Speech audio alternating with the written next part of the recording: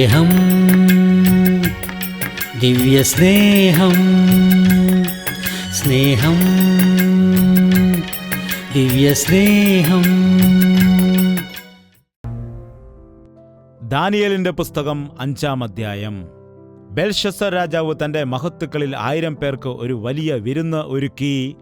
വലിയ വിരുന്നൊരുക്കി അവർ കാൺകെ വീഞ്ഞ് കുടിച്ചു.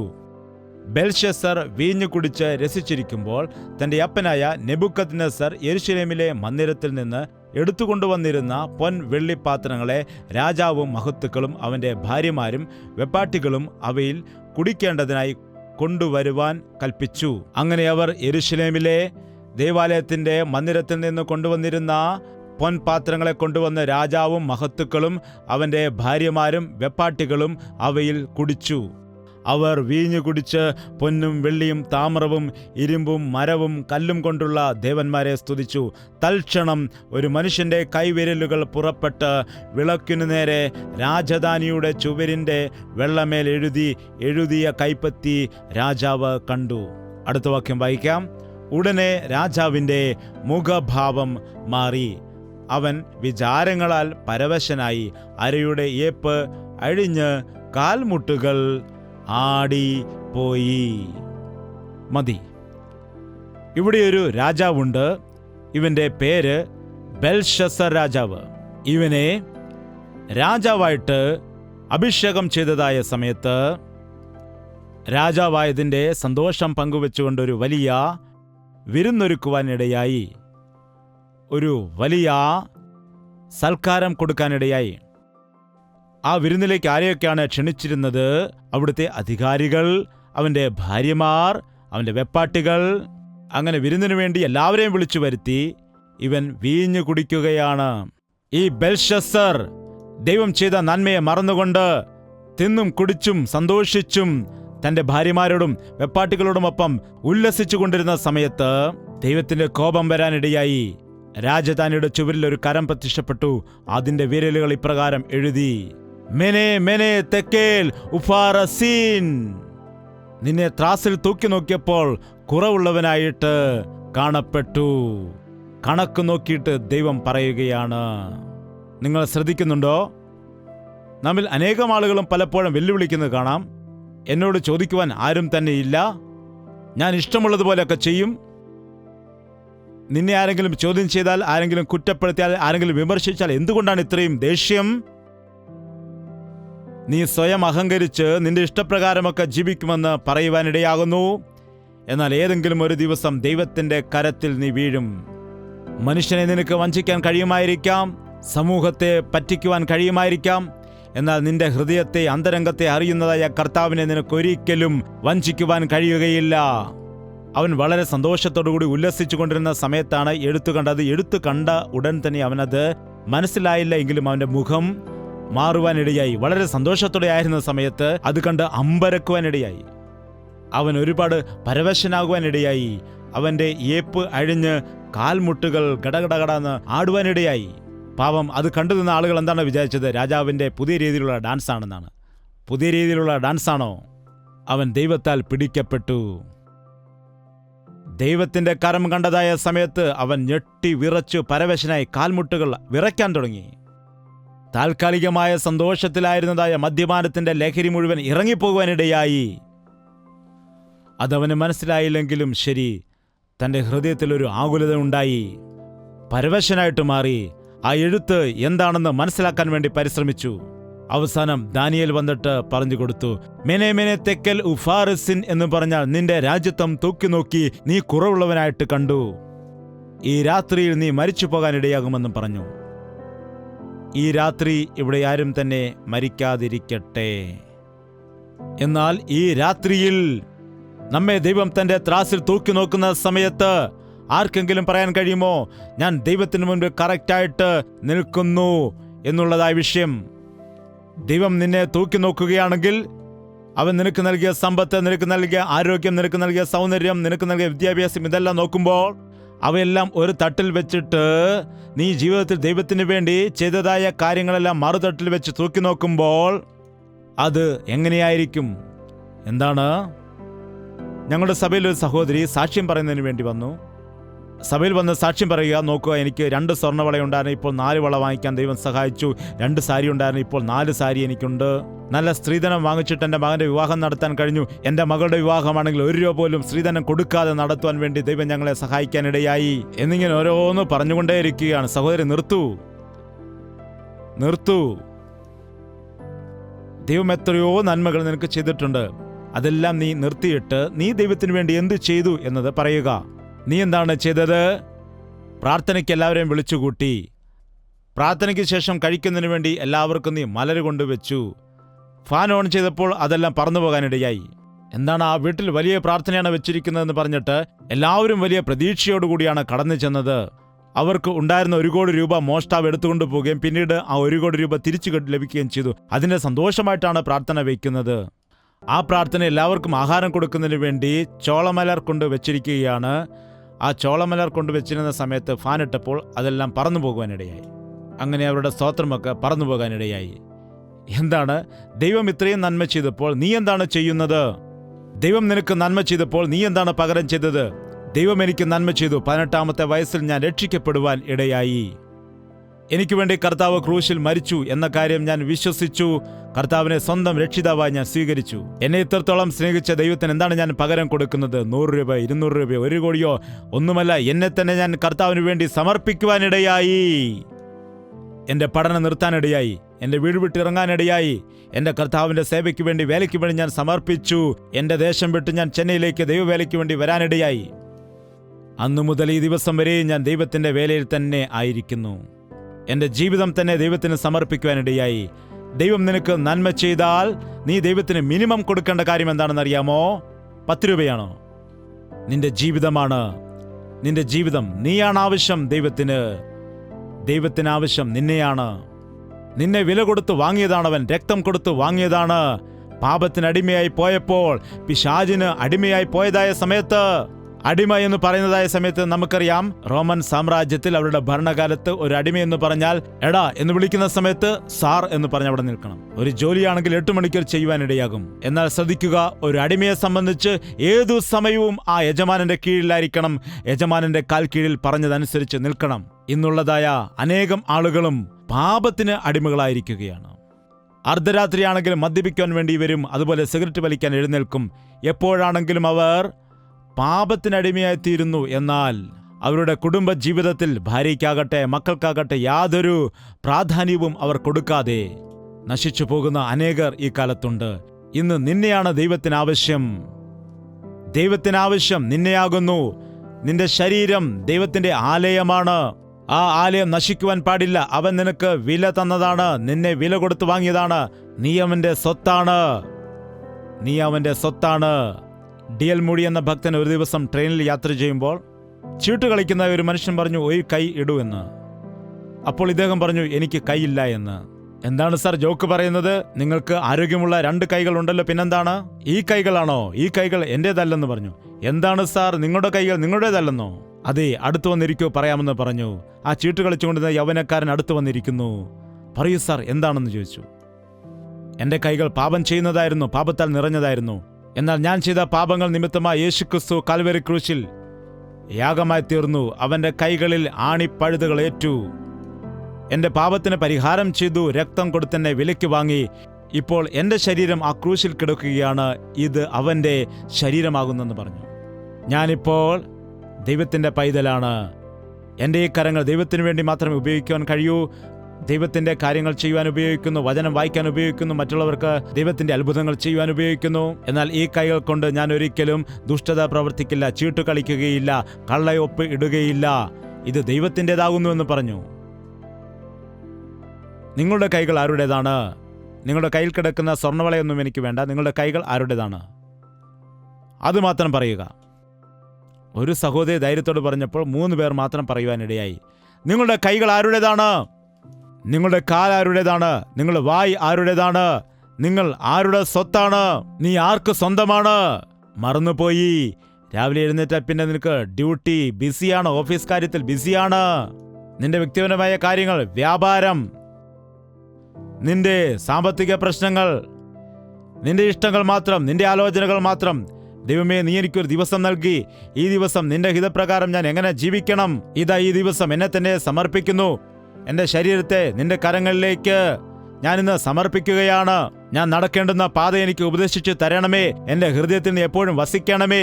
ഞാൻ ജീവിക്കേണ്ടുന്നതായ മാർഗത്തിൽ നീ എന്നെ നടത്തണമേ എന്ന് പ്രാർത്ഥിച്ചുകൊണ്ട് ദിനചര്യകൾ ആരംഭിക്കുന്ന ക്രിസ്ത്യാനികൾ എത്ര ആളുകളുണ്ട് പറയൂ.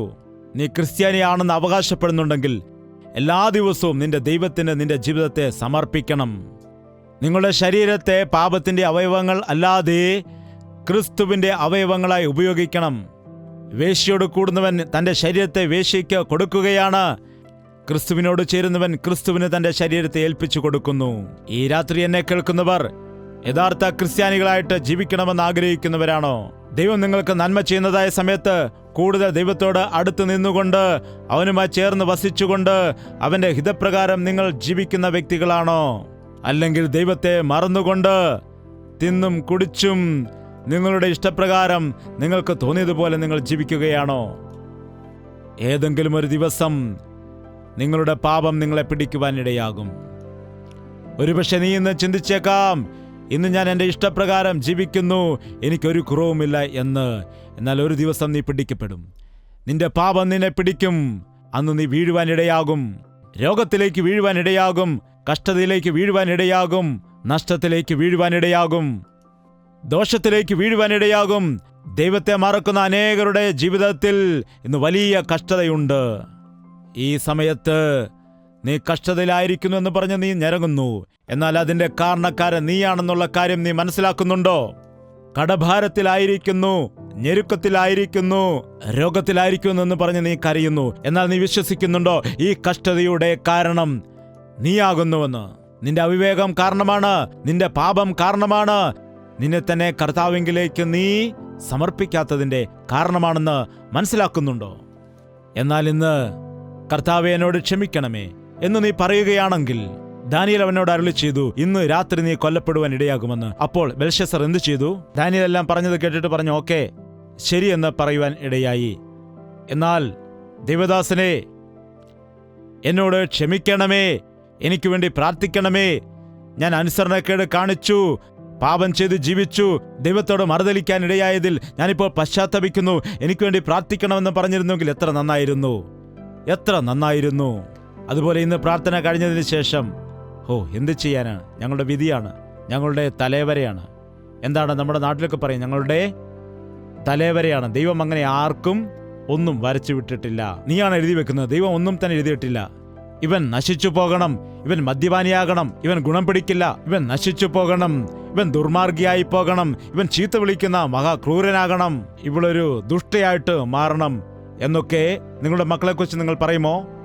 നിങ്ങൾക്കൊരു 10 മക്കളുണ്ടെങ്കിൽ, ഇപ്പോൾ ആർക്കും അങ്ങനെയില്ലല്ലോ, 10 മക്കളുണ്ടെങ്കിൽ ഇവൻ കൊലപാതകനാകണം, ഇവൻ കള്ളനാകണം, ഇവൾ ദ്രോഹിയാവണം, ഇവൻ ദുഷ്ടനാകണം എന്ന് ആരെങ്കിലും ആഗ്രഹിക്കുമോ? അങ്ങനെ ആരെങ്കിലും ആഗ്രഹിക്കുമോ? എന്താണ്? എൻ്റെ മക്കൾ എല്ലാവരും നന്നായിട്ട് വരണം. എങ്കിൽ സ്വർഗീയ പിതാവ് നമ്മളെ നോക്കുമ്പോൾ എന്താണ് ആഗ്രഹിക്കുന്നത്? നാം എങ്ങനെയായിരിക്കണമെന്നാണ് ചിന്തിക്കുന്നത്? നല്ലവരായിരിക്കണമെന്നാണ്, സുഖമായിരിക്കണമെന്നാണ്. നിനക്ക് തന്നെ നീ നാശം ചെയ്യരുത്, നിനക്ക് തന്നെ നീ ദോഷം ചെയ്യരുത്. വലിയ പദ്ധതികളുമായിട്ടാണ് നിന്നെ ഞാൻ സൃഷ്ടിക്കുവാൻ ഇടയായിരിക്കുന്നത്. നിന്നെക്കുറിച്ച് എനിക്ക് ഒരുപാട് പ്രതീക്ഷകളുണ്ട്. മാതാവിൻ്റെ ഉദരത്തിൽ ഉരുവാകും മുമ്പ് തന്നെ ഞാൻ നിന്നെ അറിഞ്ഞതാണ് എന്ന ദൈവം പറയുന്ന സമയത്ത് മനുഷ്യൻ തൻ്റെ ഇഷ്ടപ്രകാരം ജീവിച്ച് നാശത്തിലേക്ക് പോവുകയാണ് ചെയ്യുന്നത്. ഒരു വ്യക്തി പറഞ്ഞു, നിങ്ങളുടെ ദൈവം യഥാർത്ഥ ദൈവമാകുന്നുവെങ്കിൽ, ദൈവം സർവശക്തനാണെങ്കിൽ, മനുഷ്യർ മാനസാന്തരപ്പെടുവാൻ ആഗ്രഹിക്കുന്നുണ്ടെങ്കിൽ ആകാശത്ത് നിന്നും വിളിച്ചു പറഞ്ഞിട്ട്, മനുഷ്യ എല്ലാവരും ഇപ്പോൾ തന്നെ മാറട്ടെ എന്നൊന്ന് മന്ത്രം ചൊല്ലിയാൽ പോരെ? എന്തിനാണ് ഈ മീറ്റിങ്ങുകൾ? എന്തിനാണ് യേശുവിനെക്കുറിച്ച് ഇങ്ങനെ പ്രസംഗിക്കുന്നത്? എന്തിനാണ് ഈ മാനസാന്തരത്തെക്കുറിച്ച് പറയുന്നത്? എന്തിനാണ് ഹൃദയം സമർപ്പിക്കൂ, അത് ചെയ്യൂ, ഇത് ചെയ്യൂ എന്നൊക്കെ നിങ്ങൾ പറയുന്നത്? എന്തിനാണ് ഇത്രയും കഷ്ടപ്പെടുന്നത്? ഒറ്റ വാക്കുകൊണ്ട് ലോകത്തെ മുഴുവൻ മാറ്റുവാൻ കഴിയുകയില്ലേ? ശരിയല്ലേ? എന്തുകൊണ്ട് അവൻ അങ്ങനെ ചെയ്യുന്നില്ല? ദൈവം എന്നെയും നിന്നെ സൃഷ്ടിച്ചിരിക്കുന്നത് കളിപ്പാവകളായിട്ടല്ല. ദൈവം നമ്മെ സൃഷ്ടിച്ചിരിക്കുന്നത് മൃഗങ്ങളെ പോലെയല്ല. നമ്മെ എങ്ങനെയാണ് സൃഷ്ടിച്ചത്? തൻ്റെ സ്വരൂപത്തിലും തൻ്റെ സാദൃശ്യത്തിലുമാണ് നമുക്കവൻ സ്വാതന്ത്ര്യം നൽകി.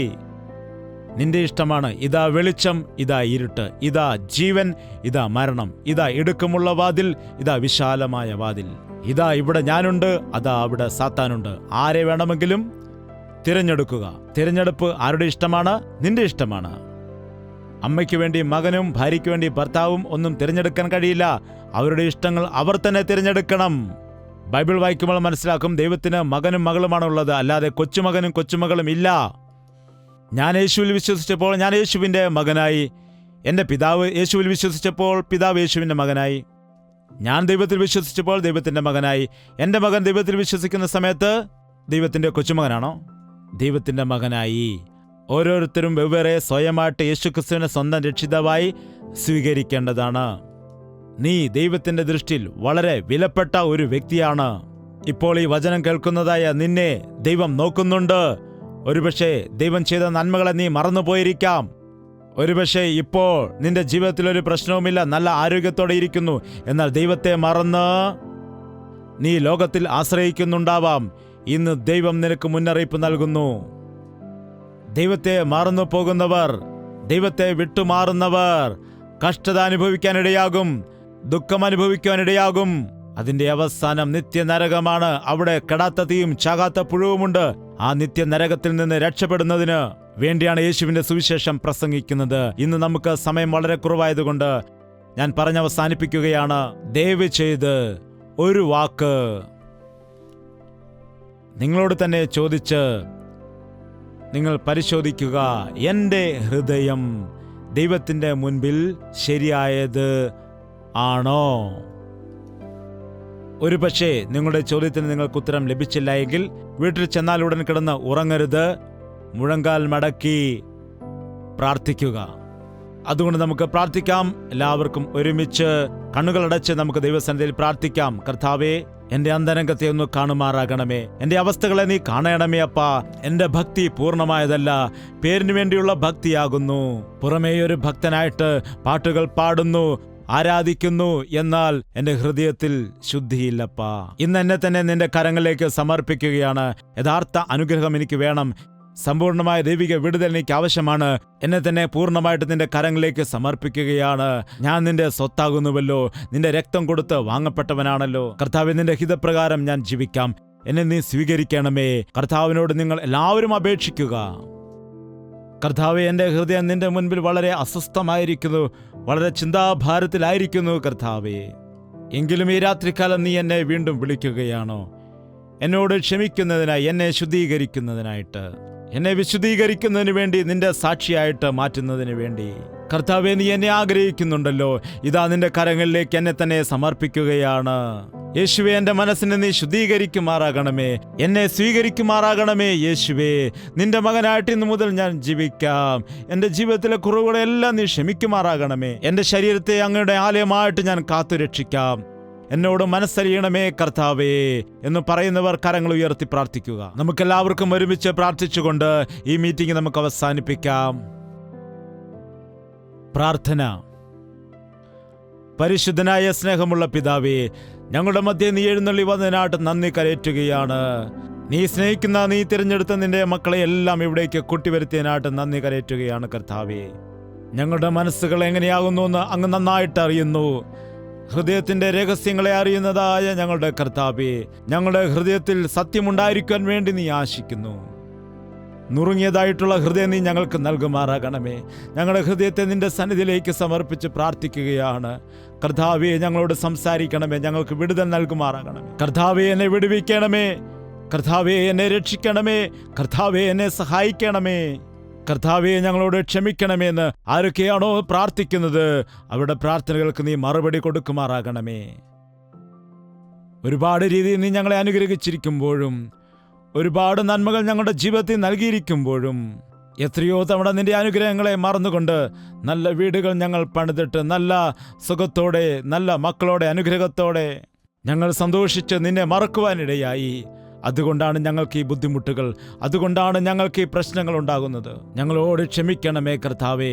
ആരൊക്കെയാണോ നിന്നെ വിട്ട് അകന്ന് നിൽക്കുന്നത്, ഈ ദിവസം അവരോട് നീ ക്ഷമിക്കണമേ, അവരെ ആകർഷിക്കണമേ. ആരൊക്കെയാണോ നിന്നെ ദുഃഖിപ്പിക്കുവാനിടയായത്, അവരോട് ഇന്ന് നീ ക്ഷമിക്കുമാറാകണമേ കർത്താവേ.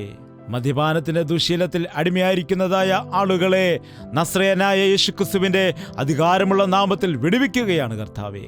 ഇവിടെയുള്ള മദ്യപാനികൾ ആരും തന്നെ വീണ്ടും ആ മദ്യം തൊടുവാൻ ഇടയാകാത്ത വണ്ണം അവർക്ക് പുതിയൊരു സ്വഭാവം നൽകുമാറാകണമേ.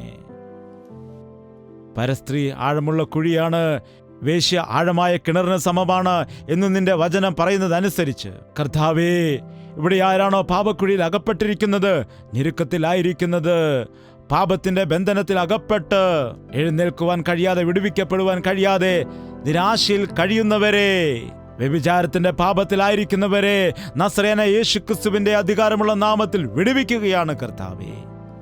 അവരുടെ ഹൃദയദൃഷ്ടിയെ പ്രകാശിപ്പിക്കുമാറാകണമേ.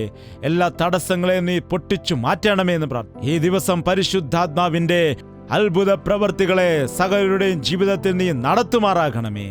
ഞങ്ങൾ തിരിച്ചു ഭവനത്തിൽ പോയാലും നിന്റെ ആത്മാവ് ഞങ്ങളെ പിന്തുടരുവാൻ സഹായിക്കുമാറാകണമേ. പുതിയൊരു ഹൃദയത്തോടുകൂടി, സ്തുതിക്കുന്ന ഹൃദയത്തോടുകൂടി, വിശുദ്ധമായ ഹൃദയത്തോടുകൂടി, ജീവൻ നൽകിയ കർത്താവിന് വേണ്ടി ജീവിക്കുന്നതായ ഹൃദയത്തെ ഞങ്ങൾക്ക് എല്ലാവർക്കും നീ നൽകുമാറാകണമേ അപ്പാ. യേശു ക്രിസ്തുവിന്റെ നാമത്തിൽ അപേക്ഷിക്കുന്നു പിതാവേ.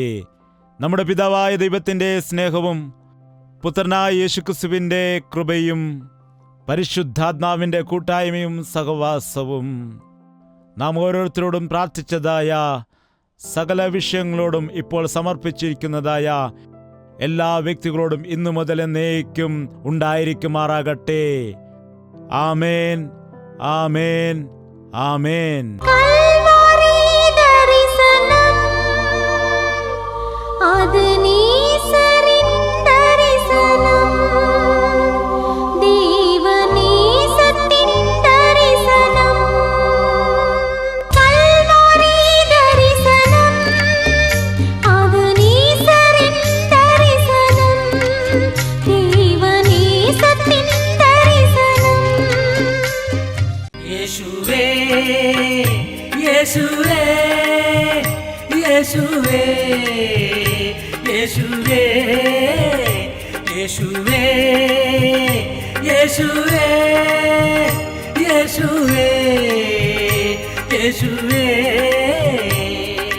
നിന്നെ നിന്നെ എന്നും ഞാൻ സേവിക്കും, നീ മാത്രം രാജാവെന്നും. നിന്നെ നിന്നെ എന്നും ഞാൻ സേവിക്കും, നീ മാത്രം രാജാവെന്നും. യേശുവേ യേശുവേ യേശുവേ യേശുവേ യേശുവേ യേശുവേ യേശുവേ യേശുവേ യേശുവേ യേശുവേ യേശുവേ യേശുവേ യേശുവേ യേശുവേ